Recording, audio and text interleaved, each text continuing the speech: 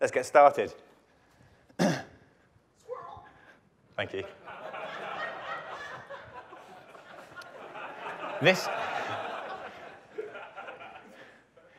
is a really boring talk, so I thought I would wear a squirrel t-shirt to keep you all interested for the duration of the talk.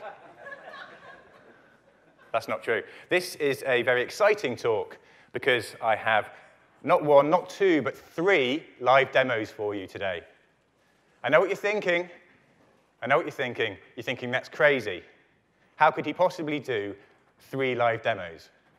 Well, let's see what happens. Everyone, please stay off the internet. It's my internet for the next half an hour.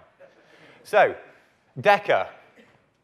There was a OpenStack summit recently, and there was a thought leader conversation online, during which an OpenStack thought leader described Deca as a small project from some SI. So I thought this was quite interesting. Thank you for the publicity to that person. But let's break this down. Let's have a look at this. So who is some SI? Well, I'm very proud to tell you. I'm Colin Humphreys. I'm the CEO of CloudCredo. I want to say thank you very much to all of our clients and ecosystem members that have mentioned us today. We're working with a lot of people in the ecosystem, and it's been fantastic to hear about their success stories that we've helped them with. So what about CloudCredo, and what have I been working on? So I'm very happy to tell you I delivered the first ever production Cloud Foundry, which was about 2 years ago, running some applications for an insurance company in London. And that's still running to this day, and it's had no downtime, which is amazing, because it was Cloud Foundry v1, and some of the components were a little interesting. Very proud to say, I believe, please anyone contradict me on this, I've run the largest production Cloud Foundry, which was approximately 600 virtual machines spread across 4 clouds. There's a blog post I wrote on this. It's on cloudfoundry.org. This was a system for a UK charity. This took approximately 700,000 transactions over the course of 6 hours. And as you can see, $105 million on the project. So that was a tremendous success with Cloud Foundry. I'm also on the Cloud Foundry advisory board, and we've joined the foundation at the silver level. So really excited about that. So that gives you some background on some SI. Let's have a little look at the small project. So why have we built Deca? Well, my purpose motive, the thing that I want to do that gets me out of bed in the morning, is fast feedback. I want to enable fast feedback of business ideas. I think if we can test out ideas and find out very quickly if they're good ideas or bad ideas, we can learn quickly. And the faster we learn, the more successful we will be. And as a business, if you want to be successful and beat your competitors, you need to be able to learn faster than they do. And this is what I'm trying to enable. And this is the key idea of books like Lean Startup and 4 Steps to the Epiphany. So, if we have an idea, as you can see here at the bottom left, apologies, my slides are being slightly cut here. We've got an idea, we need to learn. So how do we get to the learn box at the top right? Well, traditionally, we go through all these hoops. And this is a value chain for people delivering an application. So if we have an idea, we need to do some infrastructure stuff. We buy our data center, we buy some metal. Then we do some platform level stuff, configure the OS, app server, DB server. We write some software, deploy the software, and then we learn. So I was unfortunate enough to work on a project a few years ago where we had a fantastic Gantt chart that mapped out this process from idea to learning in a 15-minute granularity over the course of 3 years. So some poor business person, they'd had an idea saying, we actually wanted to bring, it was a website to test out selling an insurance product, and they wanted to test out whether or not this was a good idea to sell this insurance product. And the fantastic project managers and technical architects came back with this Gantt chart and said, OK, we'll do that for you, no problem at all, we'll do all these things. We bought some land for a data center and those kind of things, and it was going to be a 3-year feedback cycle. What can you learn if it takes you 3 years to find out if your business idea is a good idea? Well, not a lot is the answer to that. So if you look at this, and you think about this, and you look at the things we were doing, it actually quite closely resembles the cloud stack, because we've got some infrastructure stuff, some platform stuff, some software stuff.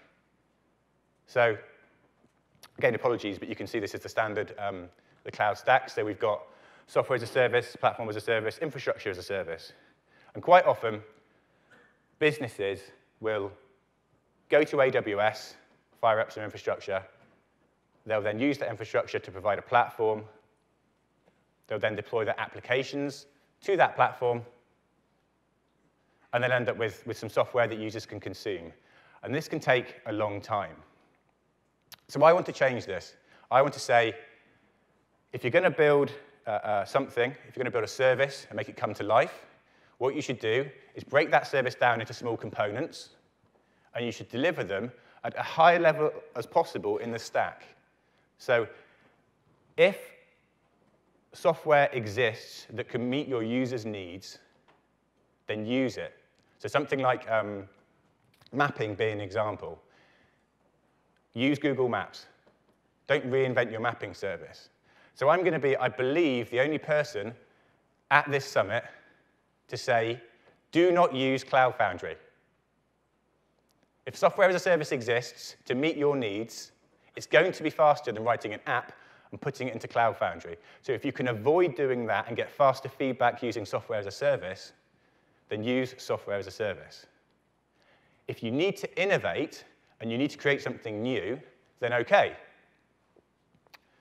Create an app, push it into platform as a service.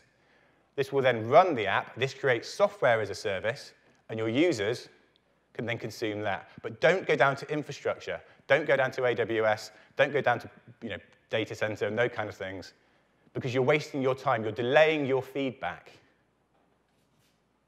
So if you're going to deploy your applications to platform as a service, as we know, we're here at the CF Summit, you're going to use Cloud Foundry. So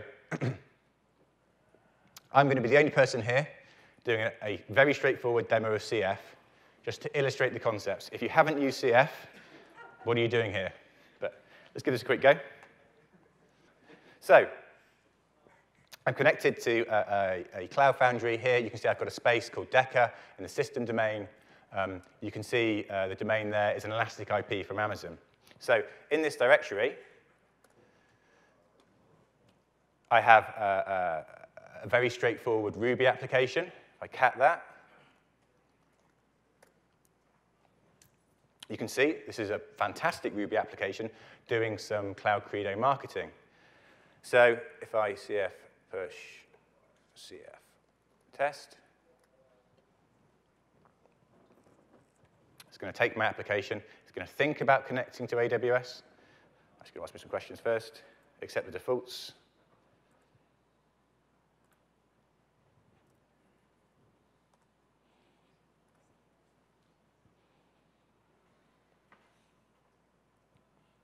So as you know, this is now taking my Ruby application. It's pushing it into Cloud Foundry. Cloud Foundry is then running the detect in the build packs against this to work out which build pack to run. It's, as you can see, detected Ruby. It's then fetching down the gems, staging the entire thing, and then it's going to run it for us. So during this time, I think I should be sacrificing an animal of some kind to the demo gods. It appears to be working.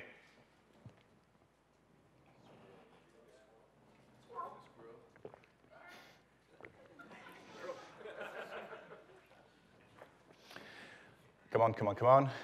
We'll get there in the end. So when this is ready, we will have hopefully, a running Ruby Sinatra application. Hooray!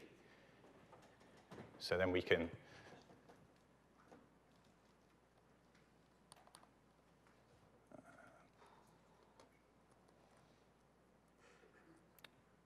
Shift key.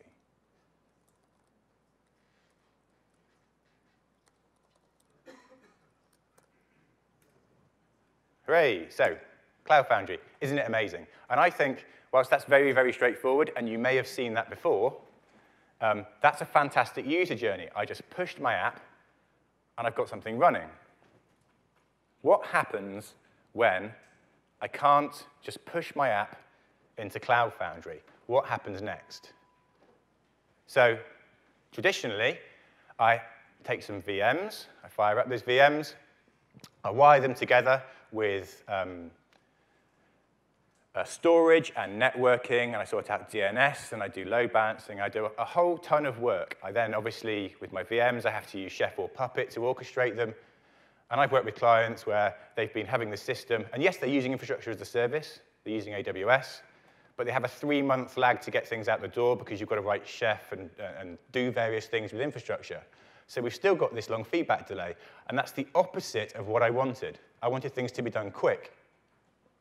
So this is a problem as I see it. And I think this problem is being addressed by solutions such as Docker. So you see from the quote here, AMI per application will stop being a thing because Docker. So, second demo, quick Docker demo. So I've got a Vagrant VM here with Docker running on it. I'm in a directory with a Docker file. If I cat the Docker file, you can see I'm using a CentOS base box. I'm installing an RPM. If you want to install that RPM, please help yourself. There's a link there to it. It's being hosted on S3. I'm exposing port 80, and then I'm starting the daemon that the RPM has installed. So this would be challenging at best inside of Cloud Foundry with the build pack model. But with Docker, this is straightforward, simple commands. So if I build this, so build clever server, you saw how fast that was to build this container. And if I run this with that command, docker run, my container is now running. And again, you saw just how fast this was. So if I curl localhost, you'll see again some amazing, fantastic CloudCredo marketing. But you saw just how fast that was to get this up and running. But there's a problem here. What happens when I want to push this out and run this in a distributed system? What happens when I want to deploy that Docker container? This was on a Vagrant VM on my local machine. So what happens when I want to scale this to 1,000 containers? What happens when I want to load balance across multiple containers? When I want to bind in my data services? When I want user administration to say, these users here can look after these containers, and these users here can look after these containers? What happens when I want to deploy to some infrastructure on AWS, and some to my local cloud, and some to Rackspace or HP Cloud? So there's a lot of questions there, and the more astute amongst you will notice that I'm listing the features of Cloud Foundry. So what I'm saying is, I want that CF push journey that I demoed earlier on, I want that journey for Docker. I want CF push for Docker. I want the same speed. So I thought, I love Cloud Foundry, and I love Docker, and I'm going to stick the two together and get the value of both. And thus the idea for Deca was born. So, as you all know, there's a few projects doing interesting things around the Cloud Foundry and Docker space. So you saw Ferdy's talk yesterday, which was great, around using BOSH with Docker. So my approach is slightly different. I've seen this, as you've just seen from what I'm talking about, from the outside in, from the top down. I'm saying I want Docker to be as consumable as possible. I want this CF push journey. So I, as a user, want to just say, there's my container, make it run, make it scale. So, third demo. We're doing well so far. See if this is any faster. Yeah, while this is happening, do you want me to do a squirrel dance? Oh, it was fast. OK. So we've got our space. You can see the application we pushed earlier on, which was CF tests, that's now in that space. In this directory, we have a Docker file. If I cat the Docker file, you can see it's the same Docker file as before. We've just run this in a Vagrant VM. We've got this Docker file. But we want to run it in the cloud. So let's give it a go.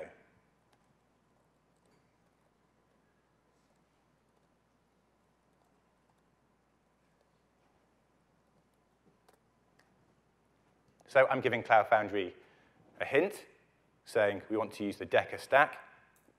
Same defaults as before.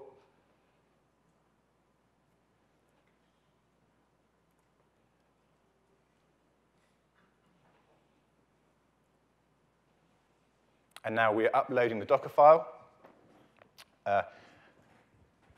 Cloud Foundry is using the layers, and this Docker file has been pushed to this Cloud Foundry before, so it's nice and quick. So you saw how fast that was to start it. Let's curl this.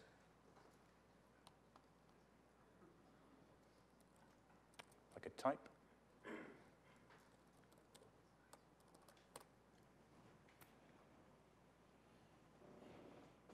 Hooray! And we've got our amazing CloudCredo marketing.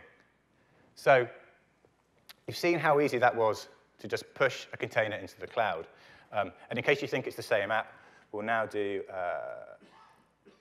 CF stop Deca test.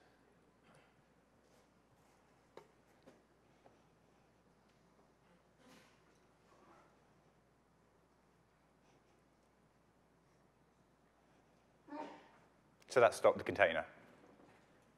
So it really is that easy to push containers into Cloud Foundry. So I think this is how things used to look. Our users could use software. Our apps could go into PaaS, and Cloud Foundry is great in giving us that journey. But VMs, when we had to drop down to VMs, it was slow. And I want things to look like this. I want to bring in a new layer between platform as a service and infrastructure as a service, because I think there is value in containers as a service. I think sometimes we will need to drop down to VMs, but only when we need to have a custom kernel or do something that changes the kernel, because with containers as a service, our contract is with the kernel. So we have these units of currency, apps, containers, VMs, that are being pushed into the cloud, and we're asking the cloud to run them for us. So let's have a look at the roadmap. And look at where Deca's going. So this is fairly obvious. We've just pushed a Docker file. I want to be able to push an image of a container. So it will be more bytes, but it will be more deterministic. So I think this is a good step forward. I want, from Cloud Foundry, non-HTTP routing. And this was actually on, this was actually on James Bayer's list of things today. So again, we could reuse HA proxy. We could do all manner of things here. This isn't going to be too tricky, I think. And then we can also add multiple ports per container. The big challenge, persistent state. What do we do with the containers when they persist some state locally? So at the moment, these containers inside of Cloud Foundry are ephemeral. If you scale up, scale down, if you stop the app and restart the app, the data will be lost. I think this is very challenging. And I think there isn't one answer to this. I think consistency and availability and those kind of challenges in distributed systems mean this is a very difficult thing to deal with. But I think we need to at least have a look at it and make some progress in this direction. This, I think, is awesome. So imagine we were back at the start. So we had our Ruby application just there in a directory.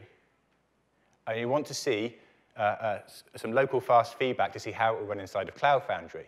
Well, if we type Deca build dot, it can use the build pack, the Ruby build pack, and build us a Docker container we can run locally. So you can then just do Docker run for that container, and you have what is essentially a single instance Cloud Foundry running on your local machine with zero overhead. So I was working on this on the plane on the way over here. Unfortunately, I haven't finished it yet. Otherwise, it would have been 4 demos in half an hour, and that would have been a new world record. But this is really close, and I think there's huge value in this for the developer feedback cycle, because you can just rebuild and rebuild and rebuild. You're using the build pack Cloud Foundry is going to use. You're using the Lucid64 root file system. So you've got something that looks exactly the same as the thing that's going to run inside of Cloud Foundry, but it's on your local machine, and you have a much faster feedback cycle. I want remote container orchestration. This currently runs on a custom DEA inside of Cloud Foundry. Why can't that DEA just be a process? Why can't it push containers to Elastic Beanstalk, to Google Compute? Why can't it orchestrate things remotely? So there's no reason why this can't happen. This is where we get quite dreamy. Why just push containers? If you need to work with virtual machines, why can't we push machine images into Cloud Foundry and say, orchestrate this for me? You saw the Diego demo today, where it has the game, and it means things, it can schedule the droplets to run across different execution agents. Why can't they be clouds, and why can't we schedule VMs to run across execution agents? So you could have OpenStack, VMware, AWS, and depending upon price or performance at the time, it could schedule them dynamically for you. So CF push VM image. So I think the future for Cloud Foundry actually looks a little like this. It's not just about apps. Apps are one unit of currency. But if you think of Cloud Foundry as an intelligent scheduler, an orchestrator, why can't we schedule different units of currency? You've just seen containers. We could have VMs as well. And we can back end to things that aren't actually traditionally part of Cloud Foundry. We've got Cloud Foundry DEAs in there for our apps, but Cloud Foundry could schedule onto Heroku. It could schedule containers into Deca, but to Orchard, to Google Compute. It could schedule VMs on your local OpenStack deployment, and then when that runs out of space, you could go out to AWS, the amazing cloud burst dream. We've all been waiting for it for many years. So I'm not sure this is an ideal. It's just an idea. But I think this is where Cloud Foundry could go. And it's a different paradigm to thinking about Cloud Foundry. So I started this talk with the quote, "This is a small project from some SI." And CloudCredo are a small company, only 20 of us. We're doing our best. But I don't think this is a small project. I think this is a really big project and a really big vision. And we need the ecosystem of Cloud Foundry to help us deliver on this. So my challenge to you is that I want to collaborate with you. I want to work with you. You've probably heard the CloudCredo name a few times today. Please get in contact with us. We want to work with you to make this happen. So these are my contact details. Please feel free to get in contact. We want to work with you. Any questions? Yeah, thank you. Stack thing you said when you were pushing the application with --stack. Is that a new version, new thing in the CF client, or? So Cloud Foundry is always, sorry, the question was, I was pushing the container with --stack Deca. So stacks have existed for a long time inside of Cloud Foundry, but by default, you only have one stack. You have the looted 64 stack, so that's what's used. So it has existed, it is a concept, but it's not used very frequently because most of the stuff, all the build packs that you know, will all use the looted 64 stack. So right now, if we're adding a stack for .NET, I'm not sure how this is going to be reflected when Diego comes online, but you'd have to use a .NET stack. So I'm using a Deca stack, which means I'm dropping out, not using Warden, I'm using Docker instead, and I'm giving the client a hint to say, take this and push it into that stack. Any more questions? Yes? Why are you using a version of the CLI that's like 9 months old? Why am I using... It's a very good question. Why am I using the Ruby CLI rather than the Go CLI? Because the code at the moment is against a release that's not compatible with the Go CLI. So there's some routing issues with the code this is working against. So yes, I do very much love the Go CLI. It's brilliant. But this current setup has an issue with the Go CLI. Any more questions? Yep. So you use the dash stack option, which most of us won't have on our Cloud Foundry deployments. Why not go with the Docker build pack instead, so that you can push it with the dash B option and acquire Docker during the compile phase of the Docker build pack? OK, so the question is, why have I used a --stack option rather than using a build pack option? Your client will have the stack option. So all the clients that I'm aware of, the Go client, the Ruby client, definitely have the stack option. You just don't see it used very often. So I think this implementation changed, and any of the pivotal people in the room can correct me on this. I think it maybe was --stack, and then it became -s. I think it may have changed with between version 5 and version 6. But to the best of my knowledge, all the Cloud Foundry clients have the stack option. I think what he's saying is that without the stack existing in the Cloud Foundry instance, which most of the public ones won't have. Yeah. So this implementation very much relies upon the stack being there. You have to give it this hint to make this work. Because the implementation is a separate stack. So if you try to do it with a build pack, and it tried to use the looted 64 stack, it would then try and stage and run inside of looted 64, which would then use Warden, and then we'd have some challenges around making Warden work with Docker. Okay. Yeah, the stack's a higher level concept than the build pack. Yeah. Build pack being, oh, I'm going to use this stack already and other stuff. Thank you. Any questions? Yes?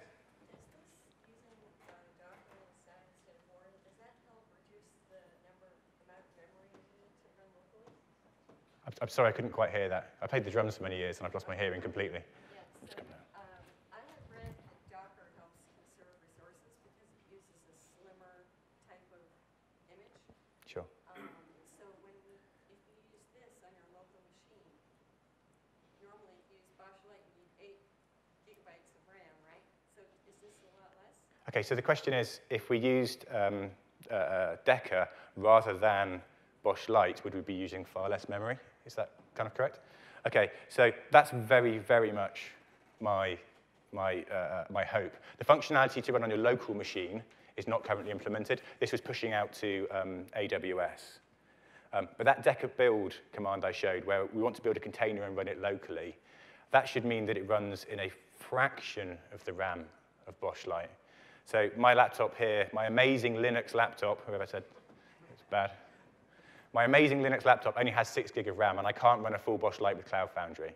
So I'm being completely selfish here from a user perspective. If this is running inside a container on my local machine, it's going to use a tiny amount of RAM and be a much faster feedback cycle. So I'm sorry, I'm taking up all of Elizabeth's time. I do apologize, Elizabeth. Any more questions?